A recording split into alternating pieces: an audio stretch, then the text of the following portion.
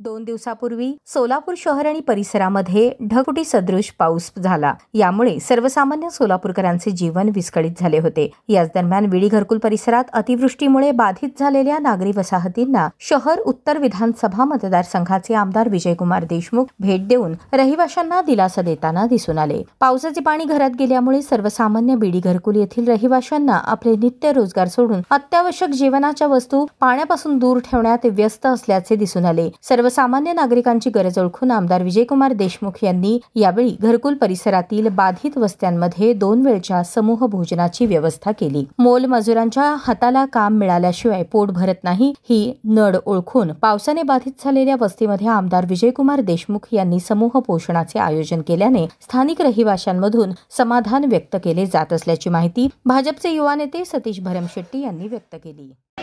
ढगफुटी सदृश पाऊस या भागात विडी घरकुल भागात कोसळला आहे। त्यामुळे नागरिकांच्या वस्तीमध्ये पावसाचं पाणी घुसल्यामुळे नागरिकांचे कालपासून अतोनात हाल झालेले आहेत।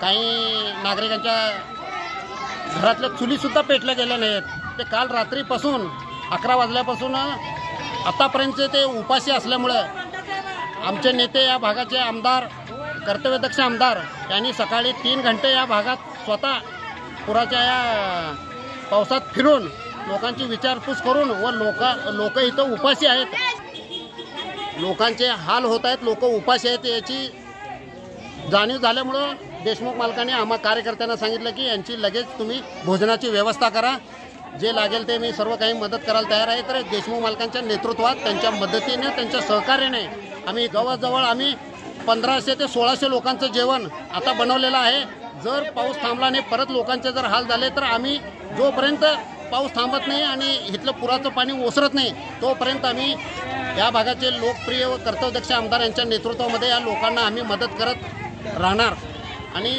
त्यांच्या भोजनाची व्यवस्था, त्यांना जो होणारा त्रास आहे त्यासाठी आम्ही सर्व कार्यकर्ते दक्ष राहून डोळ्यात तेल घालून आम्ही इथं उपस्थित राहणार आहोत।